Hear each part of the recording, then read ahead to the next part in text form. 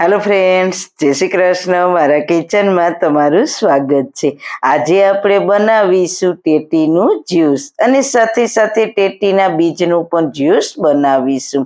તો ઉનાળામાં ટેટી ખૂબ જ જોવા મળે છે. ટેટી ઉનાળાની ગરમીમાં પેટને ઠંડક આપે છે અને પિત્તને શાંત પણ કરે છે અને કબજિયાત દૂર કરે છે. તો ટેટી જેટલી આપણને ફાયદાકારક છે તેનાથી અનેક ગણા ફાયદા તેના બીજમાં જોવા મળે છે. તો આજે આપણે ટેટી અને ટેટીના બીજમાંથી જ ટેસ્ટી હેલ્ધી એવું જ્યુસ બનાવીશું. તો ચલો મારી સાથે રેસીપી સ્ટાર્ટ કરીએ.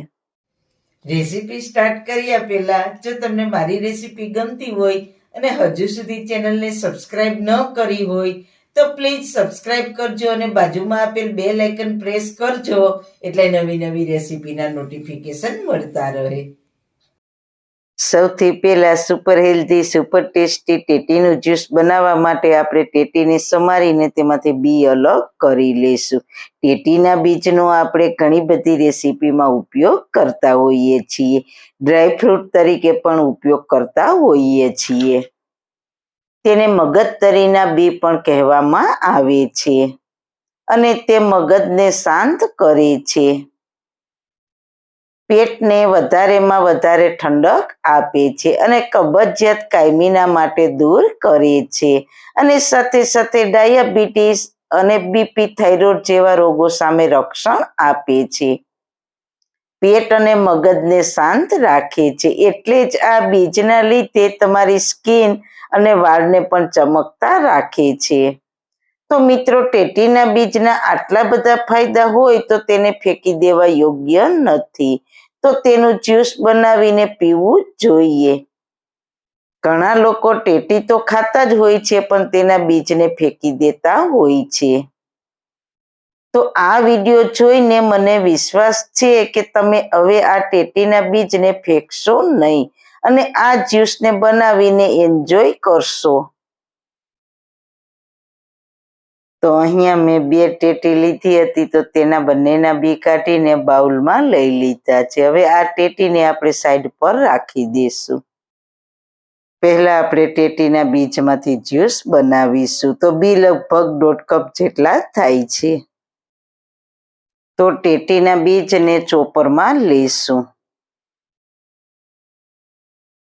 તેમાં અડધો કપ મિશ્રી લઈશું.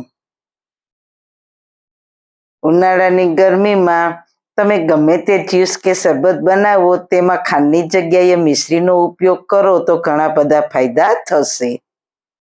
હવે આપણે જ્યુસ બનાવી લઈશું. ટેટીના બી આમ તો મીઠા જ હોય છે અને ટેટી પણ મીઠી જ હોય છે, પણ ઘણી વખત એવું પણ બને કે કોઈક ટેટીના બી અંદરથી કડવા નીકળે છે. એટલે જ તેને આપણે આ રીતના ચોપરમાં જ્યુસ બનાવીશું તો આપણું જ્યુસ છે તે કડવું નહીં બને. બીજને જો તમે વધારે પડતા ગ્રાઇન્ડ કરશો તો જ્યુસ ક્યારેક કડવું પણ બની શકે. એટલે એ વાતનું ખાસ ધ્યાન રાખજો. અને આ જો તમે આ રીતના ચોપરમાં ગ્રાઇન્ડ કરશો તો જ્યુસ તમારું કડવું નહીં બને. જો તમારી પાસે ચોપર ના હોય તો મિક્સરમાં પણ કરી શકો છો. તો મિક્સરમાં આ રીતના અધકચરું જ ક્રશ કરવાનું એટલે જ્યુસ કડવું નહીં બને. જ્યુસને એકદમ સ્મૂથ બનાવવા માટે આપણે તેને ગરણા વડે ગાળી લેશું.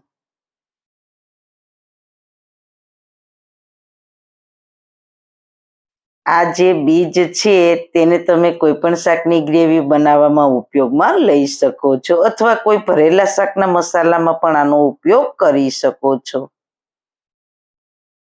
તો તમે જોઈ શકો છો એકદમ સ્મૂથ આપણું ટેટીના બીજનું ટેસ્ટી હેલ્ધી એવું જ્યુસ તૈયાર થઈ ગયું છે.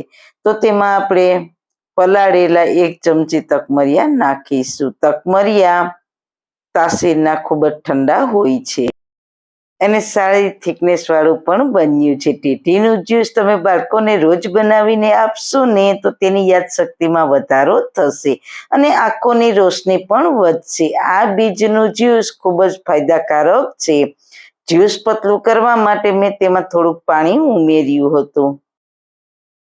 તો તો જ્યુસને સર્વિંગ ગ્લાસમાં સર્વ કરીશું. તો ગ્લાસમાં પહેલા આઈસના ટુકડા નાખીશું અને પછી જ્યુસને સર્વ કરીશું. તો અત્યારે માર્કેટમાં ખૂબ જ ફ્રેશ ટેટી આવે છે, તો જરૂર ટ્રાય કરજો. આ જ્યુસના મીઠા ટેસ્ટને જો તમારે બેલેન્સ કરવું હોય તો તેમાં થોડું સંચળ પાવડર ઉમેરવો.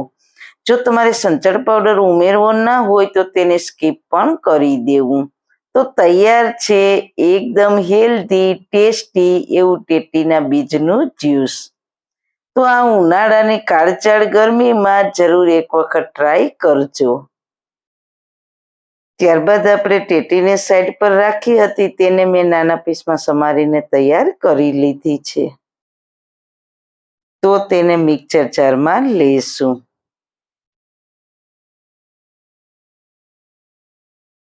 તેમાં 2 ટેબલ સ્પૂન મિશ્રી લેશું, સાથે થોડું પાણી ઉમેરીશું.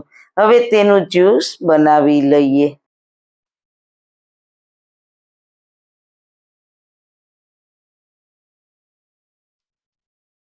તો તમે જોઈ શકો છો એકદમ સ્મૂથ જ્યુસ બનીને તૈયાર થઈ ગયું છે. તેની થિકનેસ અને તેનો કલર જોઈને જ પીવાનું મન થઈ જાય તેવું બન્યું છે.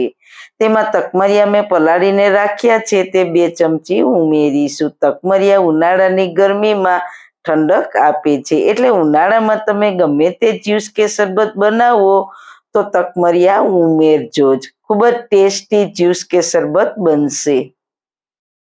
તો તેને સર્વ કરીશું. તો પહેલા આઈસના ટુકડા લેશું. હવે જ્યુસને સર્વ કરીશું.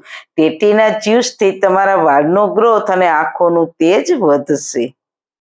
હવે ઉપરથી ટેટીના નાના નાના ટુકડા જ્યુસમાં ઉમેરીશું. તેનાથી જ્યુસનો ટેસ્ટ ખૂબ જ સરસ આવશે.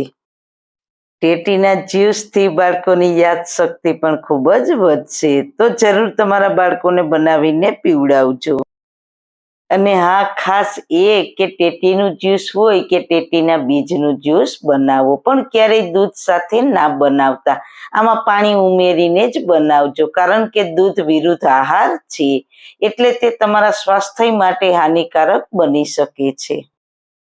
તો સારું ખાઓ, ખુશ રહો. આવી સરસ રેસીપી જોવા માટે તમારો ખૂબ ખૂબ આભાર. મારી રેસીપીને લાઈક કરજો, શેર કરજો, મારી ચેનલને સબસ્ક્રાઈબ કરજો. ફરી મળીશું નવી રેસીપી સાથે. જય શ્રી કૃષ્ણ.